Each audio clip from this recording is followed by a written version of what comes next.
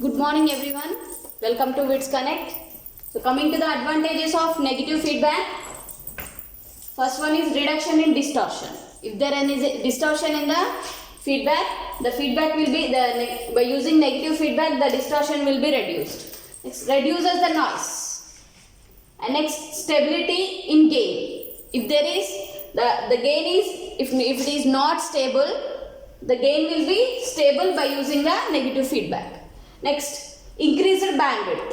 What is bandwidth? The difference between upper cutoff frequency to the lower cutoff frequency is known as bandwidth. Okay, now if you use negative feedback, the bandwidth will be increased. Next, improved input and output impedances. Next, improved frequency response. What is frequency response? On x-axis, you have to take the frequency. On y-axis, you have to take the gain.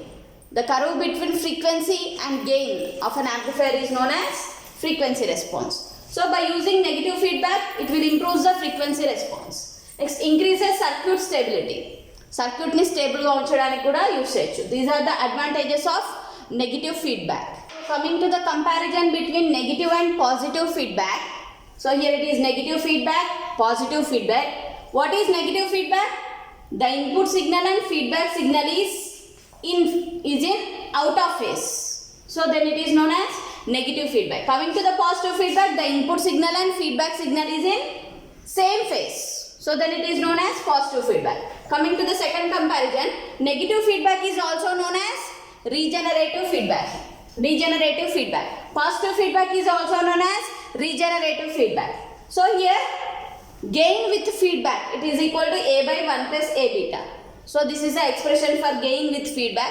AF equal to A by 1 plus A beta. Okay, now here AF equal to A by 1 minus A beta. Okay.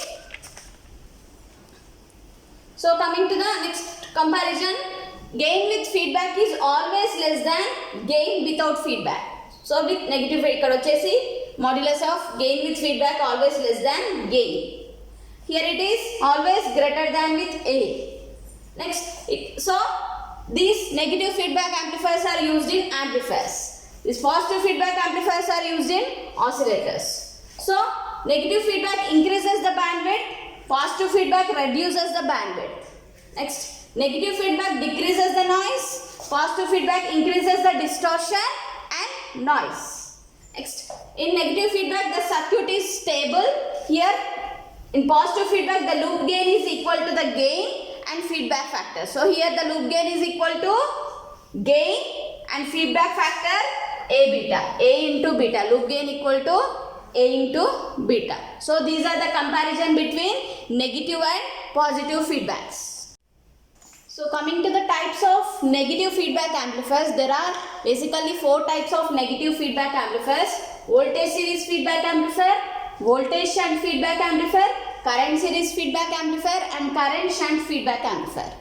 So actually series feedback amplifiers, series feedback connections are going to tend to increase the input resistances, okay, or series resistances, and shunt feedback connections are going to decrease the input resistances. Okay, now so what is happening? Series feedback connections are going to tends to increase the input resistances and shunt feedback connections are going to decrease the input resistances. And coming to the voltage feedback amplifiers are going to decrease the input impedances. These are nothing but voltage series na. Voltage feedback connections are going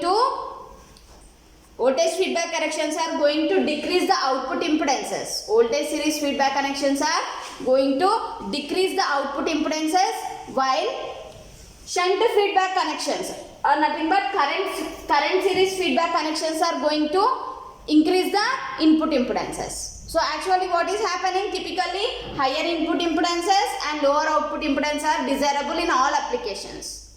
Now in all the feedback applications, what is happening? We have to require higher input impedances and lower output impedances. So these are the types of negative feedback amplifiers. So these are the block diagrams of voltage series feedback amplifier, and this is the block diagram of voltage shunt feedback amplifier. Here if you observe this voltage series feedback amplifier, so So this is the basic amplifier with gain A, and this is the load resistor RL where you have to take the output voltage V0, and this is the input voltage to the basic amplifier, and this is the source input or input signal. Okay na? And this is the series resistance, and this is the feedback factor or feedback network with feedback factor beta, and feedback network output is feedback voltage. Again it is going to the basic amplifier. So this is the voltage series. So if you observe this block diagram of voltage series feedback amplifier, so this is in series connection, this is in shunt connection here. Okay na? So input ane series lo ila connect chestundi, output ane shunt lo connect chestundi. Like this block diagram of voltage shunt feedback amplifier, this is the input current. IA indicates input current, this is the series resistance, and this is the input current. Okay na? Series current or input current. So this is the block diagram of voltage shunt feedback amplifier. This is the load resistor. Output is indicated by V0, and this is the feedback network with feedback factor VF, and the output of the feedback network it is feedback voltage VF. Feedback voltage VF. This is the block diagram of voltage shunt feedback amplifier. So like this again you have current series feedback amplifier, current shunt feedback amplifiers.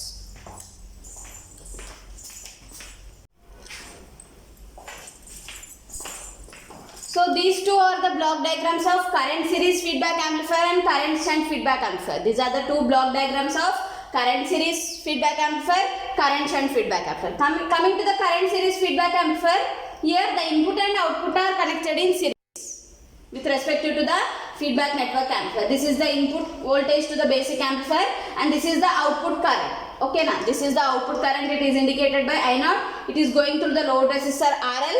At the load resistor RL, you are going to take the output voltage V0. So this is the series resistance. Okay now, so this is the block diagram of current series feedback amplifier.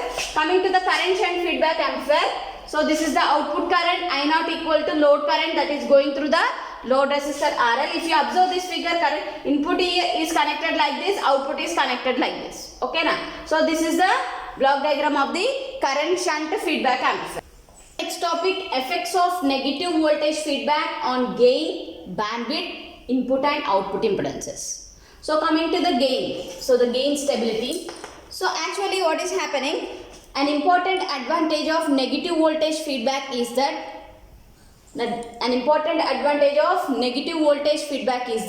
the resultant gain is made independent of the transistor parameters and supply voltage variations. Okay na? Here we have to make the gain of negative voltage feedback independent of the transistor parameters and supply voltage variations. So actually what is the gain of the negative voltage feedback amplifier? It is indicated by AF equal to A by 1 plus A beta. So this is the gain of the negative voltage feedback amplifier. AF indicates gain of the negative voltage feedback amplifier, with feedback. A is nothing but gain of the negative feedback without feedback, gain of the amplifier without feedback. This is the expression of the gain of the negative voltage feedback. So here the product A beta, it is much greater than unity.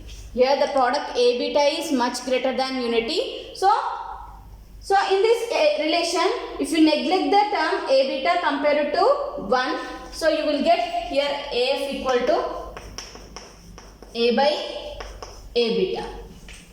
Okay? So A get cancelled, you will get AF equal to 1 by beta. So here the gain of the negative voltage feedback amplifier depends only on the feedback factor or feedback fraction. That is nothing but beta. Okay now. So here what will happen? So the gain is stable. Okay now. Actually in feedback circuit we have to use the voltage divider network or resistive network. Voltage feedback network ఉంటుంది కదా, దానిలో use చేసే circuit it is nothing but it is voltage divider network. If you use voltage divider network, the gain of the amplifier is unaffected by the transistor parameters and supply voltage variations and frequency. So here the gain of the amplifier is stable. The gain of the negative voltage feedback amplifier is stable. So this is about the gain of the amplifier, it is stable. So because the gain of the amplifier is unaffected by the supply voltage variations, transistor parameters and frequency, so that the gain of the amplifier is stable over the network. Okay now, so coming to the bandwidth, second one is bandwidth. So coming to the bandwidth of the, here the bandwidth of the negative voltage feedback amplifier, it is indicated by BF. It is equal to B into 1 plus A beta. Okay. So this is the bandwidth of the negative voltage feedback amplifier. It is indicated by BF. It is equal to B into 1 plus A beta. Okay now. So by applying negative voltage feedback, if you apply negative voltage feedback, the bandwidth of the amplifier is increased by the factor 1 plus A beta. If you apply negative voltage feedback amplifier, the bandwidth of an amplifier is increased by the factor of 1 plus A beta. Here BF is directly proportional to the 1 plus A beta. Ante enti, if you increase the bandwidth of the negative voltage feedback amplifier BF, the 1 plus A beta factor is going to be increased. Okay now, so this is the bandwidth of the negative voltage feedback amplifier, BF equal to B into 1 plus A beta. So this is the bandwidth.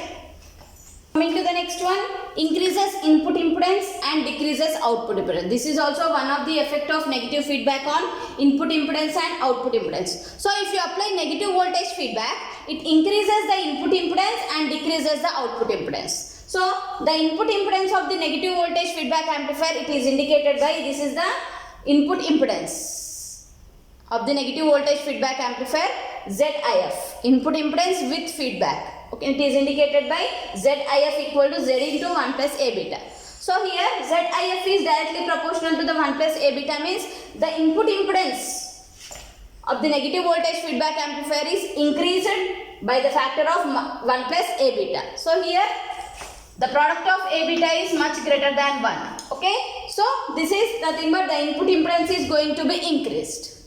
Okay, so coming to the output impedance, this is the output impedance of the negative voltage feedback amplifier. It is indicated by ZOF equal to Z by 1 plus A beta. Here Z is nothing but input impedance. This is nothing, here Z is nothing but input impedance without feedback. Here Z is nothing but, in output impedance, Z is nothing but output impedance without feedback. Okay now, so here ZOF is nothing but output impedance with feedback.